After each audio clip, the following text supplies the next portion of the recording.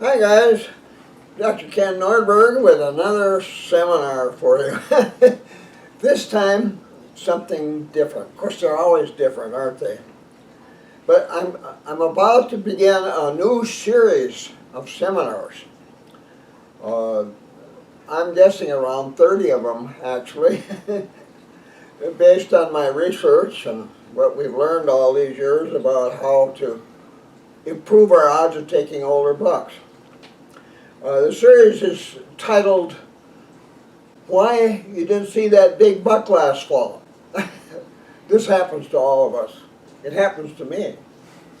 And so I'm going to start teaching you what to do in situations like that. And right now you might think, well, what more can you learn? But you're going to find out there's a lot you can learn. You know, at the beginning of a hunting season, or at the end, there are lots of reasons why you didn't see the big buck you thought you were going to take during the hunting season. It didn't show up at all. And unfortunately, there are a ton of reasons why that happens. And a lot of hunters feel like it's impossible to do anything about that. It's just purely a matter of luck to take a big buck. Well, my sons and I have never let it go at that. We always wanted to find new and better ways to take bucks, ways to improve our odds of taking bucks. You see, the average hunter's odds of taking a trophy class buck, that's a buck worthy of taxidermy. Now, a lot of guys might figure a 2.5-year-old buck is worth taxidermy, which makes it a trophy buck for them. And others might say, oh, no, it's got to be a 10-pointer. So it's whatever you think a trophy class buck looks like. But for most hunters, the odds of taking a trophy class buck are only about 1 in 30. The reason I come up with that number is because most hunters, average American whitetail hunters, take no more than 1 or 2 in a lifetime. And you figure, well, if a guy hunts a deer for 60 years, and he can only take 2 really big bucks, that's 1 in 30. And that's not uncommon. You know, a guy will get 1 big one on the wall, and that's enough. And everybody thinks he's really a good hunter. Look at that thing. And maybe it was purely a matter of luck, but it's kind of nice, you know, when you're a deer hunter to take a big buck that you would like to put on the wall. Now, us Nordbergs have become really good, and we're actually kind of famous for being able to take a lot of big bucks. Even though we limit the number we can take every year to 4. Since 1990, about a little over 30 years, we've taken 106 of them from public land with low deer numbers and high wolf numbers. That's difficult hunting, but we love it.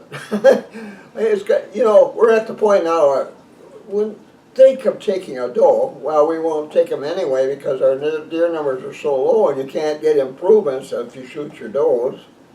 And most hunters don't have that problem. Most places nowadays there's too many deer, and they have to shoot does to limit numbers of whitetails in the wintertime when they run out of food.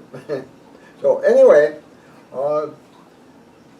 so we've been working on that. We say, you know, my studies of whitetails began in the early 1960s. And quite by accident, you know, I had a patient tell me he shot a great big buck from a tree with his longbow while sitting in a pine tree, on a branch in a pine tree, and it got me thinking that, gee, you know, it sounds like maybe that's a good way to hunt. You should try that. And first time I tried it, simply to observe deer, where all of a sudden I started seeing more deer because I was up in the tree. It was pretty uncomfortable sitting on a branch for much more than an hour. So I started making little platforms in trees for that purpose, and that was, you know, way before portable tree stands became available. And so I was kind of lucky to discover that, and with my luck, I was able to observe habits and the behavior of whitetails that most hunters never ever see. And I had all kinds of deer right under my stand and feeding right close to me and bedding close to me. And because of all that, I was first person ever to completely describe the whitetail rut.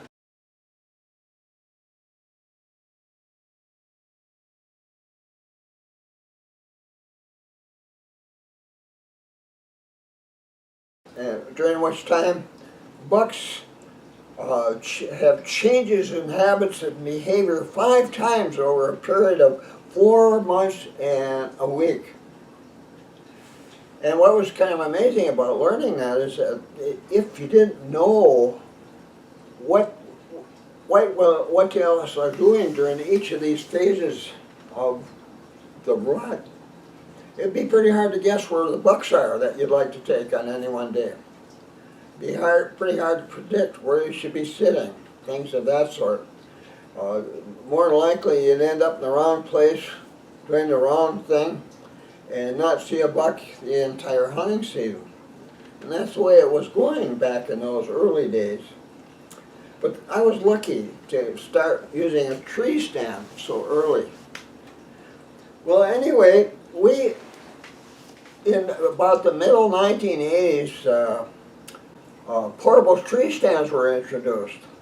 And also, the best buck lure scent ever, I shouldn't say invented, but ever discovered is doe urine containing doe and heat pheromone. And why did we have, those were the golden days of buck hunting using a lure scent, using a tree stand lure scent. And it really taught a whole generation of hunters that things come on the market, you can go in a store and buy, that's going to really affect how successful you are while hunting whitetails. Well, by 1989, we were discovering many of the bucks in my study area, that was in Aiken County, Minnesota, were already proving that they could find and avoid hunters in tree stands. That early. And that was kind of disappointing. And not only that, they were proving that they weren't all fooled by store-bought doe and heat buck lures. And that was disappointing. And when we finally moved to a new hunting area, a little bit further north in Minnesota, a new study area, we thought we were the world's best stand hunters, and we knew how to make stands where you could really do well at hunting older bucks, and we found out right away that, doggone, these deer up there, they had very little exposure to stand hunting, and buck lures were just as difficult to hunt as the ones in Aiken County. And so it was that point that my boys and I started experimenting with different hunting tactics, looking for something besides what you can buy in a store, which wasn't helping much, that would improve our chance of taking older bucks. And I might say, well, quite by accident, but we kept trying things, and we would keep records of how many deer we saw and how many bucks we saw and what they were doing and how they reacted. For years we did that. Whenever we used some different hunting tactic. And by doing that over the years, we finally discovered there were actually ways to improve your buck hunting success by using special hunting tactics, rather than depend on something you can buy in the store, which really kind of quit working by the year 1990. Or at least they didn't work as well, like the buck lure scent. Didn't work near as well as it did during the previous 10 to 20 years. Well, anyway, so that was kind of exciting, and that kind of spurred us on to keep trying different things. Now, that 106 bucks, mature bucks that we've taken in the last 30 years, That was as good buck hunting as we had ever had, using tree stands and doe and estrus or doe and heat type lure scents. It's just as good, if not better, and without using portable tree stands, or we still use them to some degree. And at least one of my sons, maybe two of them, still use doe and estrus type lure scents, but not me. And the reason I won't is because more recent research I've done in the last 10 to 20 years has proven that a lot of the things that used to be really good for attracting a buck to a tree stand now only makes it easier for older bucks to identify and stay away from you. And you think, well, how could that be? Well, let's take a couple of things. Years ago, I used to use a grunt call a lot. I took several really nice bucks using a grunt call and swore by using that call. And but in time, all of a sudden, it seemed like all of a sudden I wasn't seeing very many bucks when I was using the call, and it made me wonder. And then a few times when the buck was near, and I used the call, instead of that attracting them to my tree, they either snuck away or they ran away. I thought, well, that's really amazing. That never used to be the way that this call worked. Well, the reason that those things happen is this. Let's imagine you got a brand new call. Here it is in the box. Now, when you take that thing out of the box and use it for the first time, thinking that, first time you go up in the woods hunting this year and you make a grunt call with that call, a grunt, you expect a big buck to appear. Well,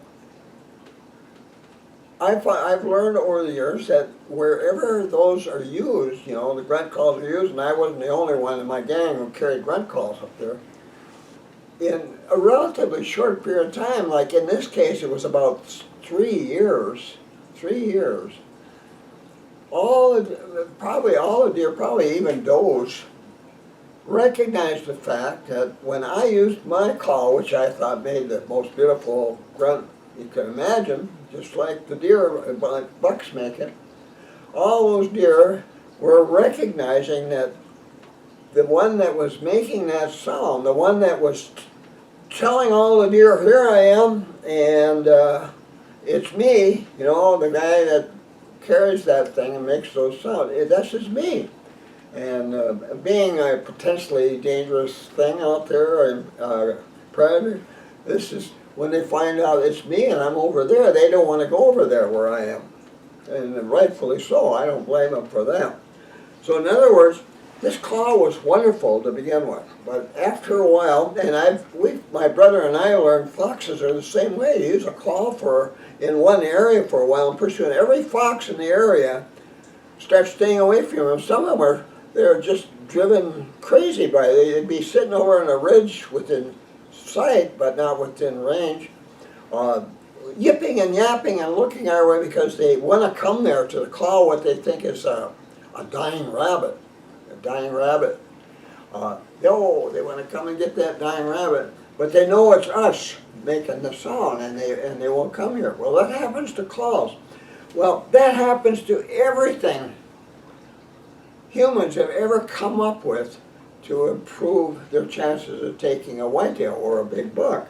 Eventually, they all learn how to counter this thing. Even doe and estrus lure scent. And there's a couple of reasons why doe and estrus lure scent doesn't work nearly as well, if at all, today as it did back in mid-1980s and for the decade following.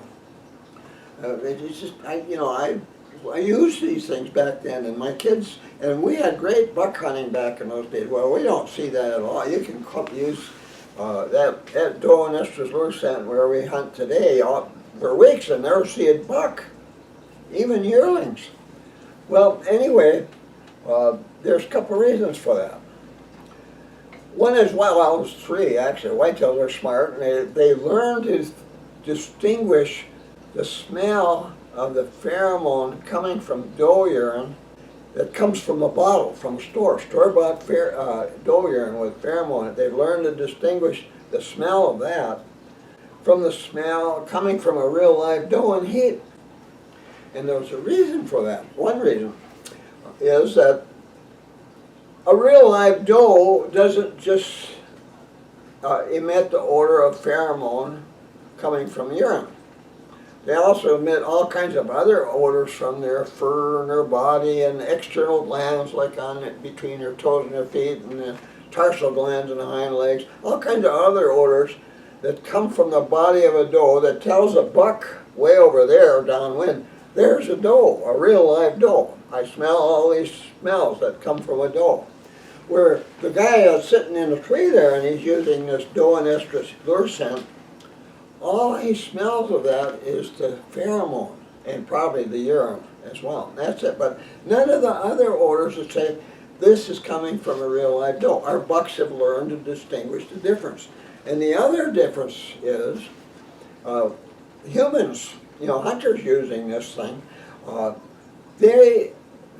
those bucks are also smelling the odors coming from the hunter's body. And I won't talk to you over and over again about why it's impossible to get rid of all those odors with things you can buy in a store, but it's been proven that it's impossible. You can really reduce odors, but you can't get rid of them. And so when a buck smells pheromone and no other odors of a doe in that whiff he's getting, and also odors that are characteristic of a human hunter, he's not going to be attracted to that pheromone. He's not going to come close. Now there's yearling fawns are likely to make a mistake, and I remember when it was getting so that type of a lure scent wasn't working as well. It was primarily yearlings that were saying, sometimes a 2.5-year-old buck. And a lot of guys say, oh yeah, I bring in hundreds of bucks with mine. You should try this brand or whatever. Well, the reason is, but the thing is, they were just seeing younger bucks, not the big trophy class bucks. So the older, once a buck is a 3.5-year-old, he becomes one of the most elusive bucks, most difficult bucks, whitetails in the woods to hunt. And from that time on, boy, they are hard to outsmart. So anyway, when these things stop working for us like we expected, we started hunting for all these new ways to hunt deer. And one of the things, here's a good example of a new way. One of the first things we discovered, actually, is that we never put all our efforts into hunting one buck during a hunting season. Each of us. John would hunt one buck, me hunt one buck, because there are several reasons why it's unlikely to work. For one, older bucks are the most skilled at finding and avoiding hunters, including tree stand hunters. Now, tree stand hunters might not alarm them enough to make them abandon their range. In fact, they rarely do. If you're just sitting there in a tree, they aren't going to be terribly alarmed by that unless they discover you and they're only 10 feet away. Then they get kind of alarmed out, but normally that doesn't happen. And but anyway, discovering you, if you're truly in a spot, like here's a trail or here's a feeding area right over here, and there's a doe in heat out there, that would really make it special. If you're truly in an area or near a trail that is going to be used by a buck later today or tomorrow morning, and there's various ways to learn that. But anyway, the odds are that that buck is going to find you and start avoiding you, usually without you knowing it, are much better than the odds that you're going to see the buck before it realizes you are there. Older bucks are better at avoiding you, finding you and avoiding you, than you are at hunting them. You have to accept that. That's why you got to do other things besides what everybody's been doing for years to try and take a big buck, because those things don't work very well anymore. Now, so when I say we never hunt just one buck. Each of us, after scouting, starts every hunting season with at least 3 bucks, mature bucks, to hunt. And that way, if our first choice it becomes obvious that, geez, the odds of taking that buck aren't very good, because let's say we learn that the thing is nocturnal. He only moves around in nighttime hours. You go to stand, and here's the tracks, and they were made well before you got there, a half hour before first light. Well, that buck's nocturnal. Your odds of taking that buck are really lousy. Or, let's say you're hunting a buck, and this happens every year to me and to the rest of us, that you'll be hunting a buck that, despite your best efforts, you haven't been able to see him. That buck is proving he is really good at keeping track of you and staying away from you. And you might stay with him, but the longer you stay with them, the better they get at avoiding you. And so we've learned, well, that's a bad, your odds are very poor there. The other reason might be that it's abandoned its range or breeding area already.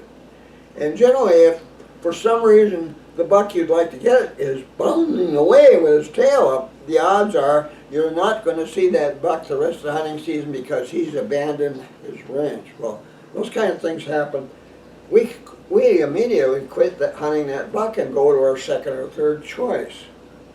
Now, doesn't that make good sense? What that means is my boys and I each are 3 times more likely to take a buck during the hunting season than you are. How about that? Doesn't that make sense? Well, listen to this now. We do 20 to 30 more things, additional things, that we know, we've learned over a period of years, that actually improve our odds of taking mature bucks. Let's say you go out there with us and you do 30 things in the next few days to improve your chance to take a mature buck. Your odds are going to be huge compared to what you're used to having wherever you hunt in the way you hunt. I don't even have to ask you how you do it. But your odds are way down here compared to our odds. And that's how we do so well at hunting older bucks. So now what this new series of seminars is going to do is teach you one by one each of those 30 ways of improving your odds to hunt big bucks. And believe me, I have been doing this so many years, over 50 years, over a half century of studying habits and behavior of wild whitetails. Believe me, today, the only good way, I'm positive of that, the only good way to greatly improve your odds of taking a big buck is do a lot of little things. They might seem big at the time, but lots of little things that build up, improve your odds of taking a big buck. So that's what I'm going to do. And when you start using all of these tactics or techniques that I'm going to teach you, you're going to start seeing bucks you didn't believe existed in your hunting area before. Bucks most hunters hardly ever even see. And so that's kind of hunting that's in the future for you, by learning all these tricks or tactics or whatever you want to call them, of improving your odds. Improving your odds is the only way to start taking mature bucks regularly. When I say regularly, you might go get a buck every year for 9 years, and the 10th year you don't. Either, I turned that one down, I probably shouldn't have, and that kind of thing. And so it doesn't mean you're going to get one every year. And it's even tougher where we hunt with our deer numbers so low. But where you hunt, where you have a lot of deer, well, your odds are going to be much better than my odds of taking a mature buck every year. And believe me, they're there. Actually, because they're so difficult to hunt, there's more of them today than ever. Our woods are full of trophy-class bucks that most hunters never see. Most hunters are convinced they don't exist. But that's going to change for you, learning what you're going to learn from this series. So, I'm excited to teach you all this. And I hope you're excited to learn it. So that's what you got to look forward to. Now, my next installment of this series is going to begin with two sentences. And I'm going to read them for you. After becoming successful at taking older bucks almost every fall, I could no longer bear to stand hunt at any stand site where my odds of taking a big buck weren't really favorable. Well, most guys wouldn't know if it was favorable or not, but after this series, you're going to learn what is really favorable and what isn't. So that's something exciting to learn. But there's another way to say the same thing, and that's this next sentence. I refuse to select and use any stand site and approach trail that is not well concealed downwind or crosswind within easy shooting distance of very fresh identifying tracks and or droppings made by a big unalarmed buck, meaning it's not trotting or bounding, in or near a site the buck is very likely to return to later today or tomorrow morning, which is most likely a current favorite buck or doe in feeding area, watering spot, or bedding area. Now that's one heck of a sentence. But that's what buck hunting is all about today. That sentence sets the tone for this entire series of seminars I'm planning to present.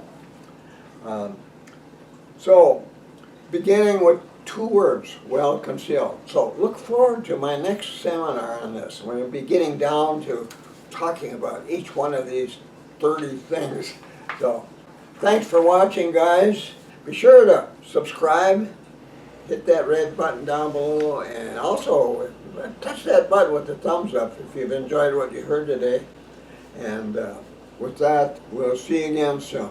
Be sure to visit my website. Here's the link. Here you'll find links to my blog posts, my Twitter account, my YouTube account, my Amazon store with links to my ebooks, my son's eBay store, a money saver if you're ordering from Canada or other countries, my website bookstore, and much more.